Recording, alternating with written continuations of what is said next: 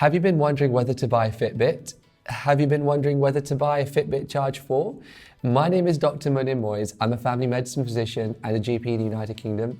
And join me as I take a look at this Fitbit device and see if I can provide you with a slightly different perspective on the fitness value of the Fitbit Charge wearable fitness tracker.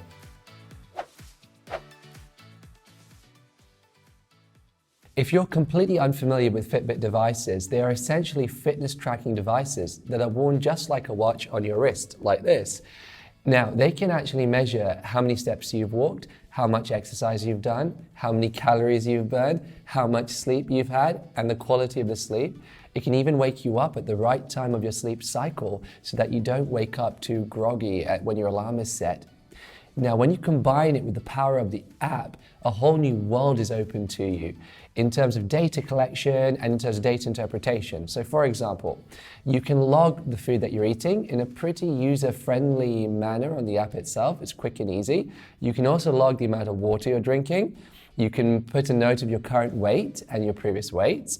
You can also, if you're a female, monitor your periods on a specific section of the app to deal with your cycles. And on that, you can also document your symptoms during the cycle as well.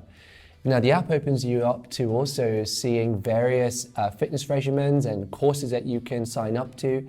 There are various challenges you can sign up to and compete with friends and family and complete strangers all over the world.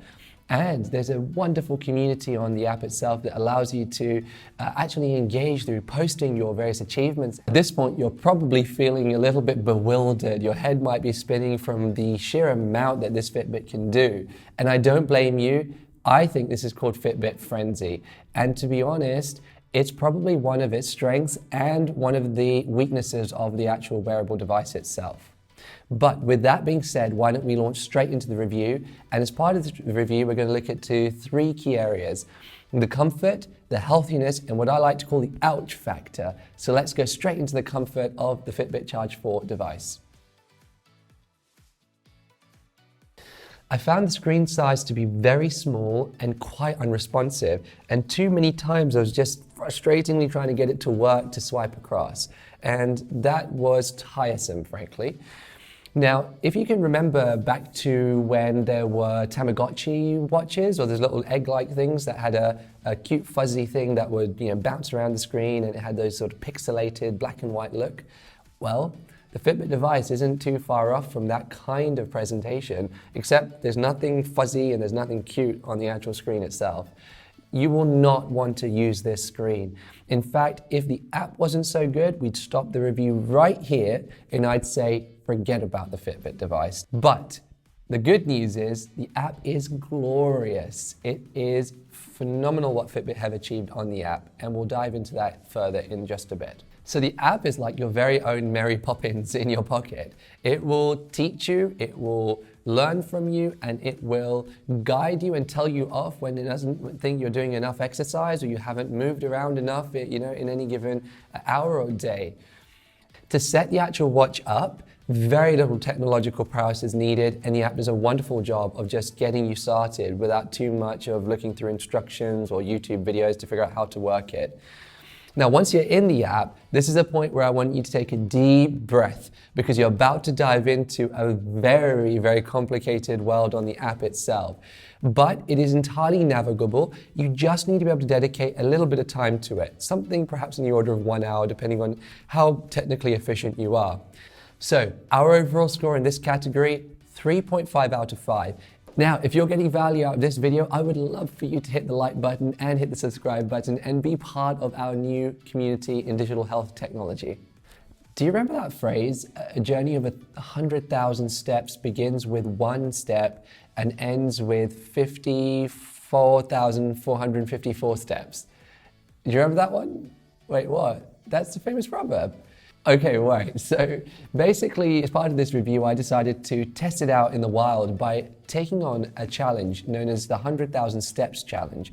And this would lead to a very special badge on the Fitbit app called the Olympic Sandals badge. In a moment, you will see this intrepid journey from Whitstable in Kent, England through to Dover in Kent, England on an 80-kilometer walk that should have taken about 14 to 15 hours.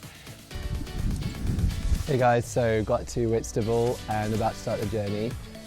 So on my Fitbit, I've done about 1,000 steps, taking me about just a 10-minute walk to get to the starting point. We're currently at about 16,375 steps, and we've probably traveled about 15k so far. So we've got another about 60 kilometers to go. Feet are feeling a little bit better after the meat grind of that Pebble Beach. But I believe in us. We can do this, we can do this.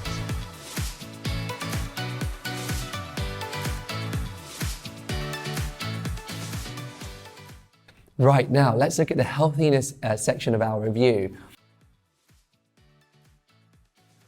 The Fitbit Charge 4 device uses something called active zone minutes. Now, it calculates these zones based on the percentage of your maximum heart rate that you are at in order to calculate the intensity of your workout at that particular time. So in essence, it categorizes your workload or your work intensity into three main categories. One is what it calls a fat burning category. The next one is known as the cardio zone, and the final one is known as the peak zone. The beauty of the system is that it's designed to be geared towards you as an individual. Anything that involves personalized healthcare, personalized fitness or medicine is the future in all of these areas. And that is something that the Fitbit Charge 4 device should be applauded for. At present, there are very few devices out there that both collect and gather your data, interpret it and present the data for you better than the Fitbit app. I have to say this category is going to get a very strong score. We're going to give it 4 out of 5 for healthiness. Right, dare I say it, let's head back to the 100,000 steps challenge and see how it's going. So I've got to a castle. I need to look up what castle this is when I get home. But it's the ruins of a castle. And I am kaput. I pulled muscles in my hips because having not really done long distance walking or jogging in a long time, and my fitness has shown. Having said all that though, I think I've got to about 45,000 steps. I've been walking about 8 hours 32 minutes of walking, and the distance we've covered is just around 43 kilometers.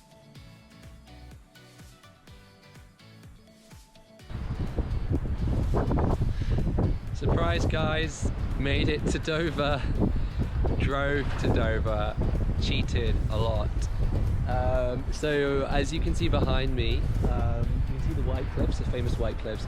It would look even prettier if I wasn't injured and I could have walked further down that way.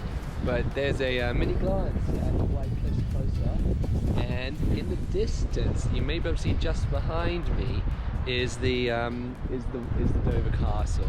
I don't think there's much left to say. It's goodbye from Dover Castle. Goodbye from Dover out there. And on to the final factor, the ouch factor. Here we're looking at if there's anything at all in this device that could actually hurt you. And I think there may be 2 key areas I need you to be aware of. The first is more of a psychological dent to your own ego, I guess. And that is that one of the defining characteristics of the Charge 4 is that it has a GPS built in. Now, I found 2 problems with this. The first is that whilst walking on this long journey, actually at about 7 hours in, it was 33% on its battery. And that's really not good enough. That meant that by the end of the day, my Fitbit Charge 4 would have been completely dead. And Fitbit have tried to get around this using something called dynamic GPS. Dynamic GPS being it will shift the GPS from the watch and use your phone's GPS when your phone is nearby. But I had dynamic GPS on that day. It didn't work. Moreover, and what's more painful than that, is that it didn't log half of my journey on the GPS. Halfway through, it decided to just tell me that it's no longer going to monitor GPS signals without telling me why. And that could have been incredibly demoralizing if I'd actually done the 100,000 steps and wanted to show it to people and celebrate the journey and show them exactly where I'd walked. Then the second thing. Now, as far as the community goes, as I said, it's a wonderful community, but Fitbitters tend to be very competitive. And it's by nature of the app The app encourages challenges. It wants you to engage with your friends and family all around the world in achieving steps within a certain time. And I can completely see the potential for gloating or showing off or making other people feel bad or not good enough in achieving various achievements. So, not to say there's any form of bullying happening in Fitbit, not at all. But it did at times feel like an almost gladiatorial environment where you felt slightly inadequate if you weren't achieving certain milestones or certain steps. Now, this might be great for people who love competition in sports, but for some of us, that might be a little bit intimidating. Moreover, and perhaps more importantly, you don't want a device that will push you too fast, too hard, and then cause you injury. A little bit like what happened to me on my walk. The 100,000 steps challenge was a reckless endeavor by me. I can see from that there is a potential risk here to your health if you push yourself too hard in achieving all of the milestones that the app and the community perhaps might encourage you to. Overall, the Fitbit, to my mind, didn't present any serious threats to one's health if used properly. And so we're going to give it a 4 out of 5 in this category. So that gives us an overall rating of 3.5, 4 out of 5, and 4 out of 5. And so then we'll give it an average rating of 4 out of 5. So with a score of 4 out of 5, I really don't have any other choice but to say to you, this is a device worth trying. At $129 US, 129 euros, and 129 pounds, it seems to be the same price everywhere. That is not a bad price for what you are getting. The Fitbit Charge 4 device uses basic physiological calculations in order to give you information that you would have otherwise perhaps never have gathered, and insights into your health and your behavioral patterns that might affect your health in a way that very few other devices do so comprehensively. My advice would be, though, ease yourself into the app and ease yourself into the community. Don't feel intimidated and don't go in too hard and too fast into the Fitbit frenzy. So 54,454 steps later, I learned something profound. It is not the journey that counts, it's the destination.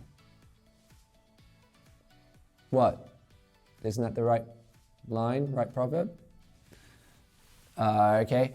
I learned it is the journey that matters, not the destination. The journey was bloody awful. I learned it's both the journey and the destination that matter, and enjoy them both, enjoy them safely in a healthy way using devices like the Fitbit Charge 4 device. Guys, I really hope you enjoyed this review, and if you did and you got some value out of it, hit the like button and hit the subscribe button. You'll also see on our channel some other useful videos that you might find helpful on the Cardio 6L mobile ECG EKG device. It's a heart monitoring device, so take a look there. And you'll also see some topics on digital health related issues that you might find helpful as well. Thank you so much, as always, for joining me in this video. What a pleasure and a privilege it was, and I cannot wait to see you at the next one.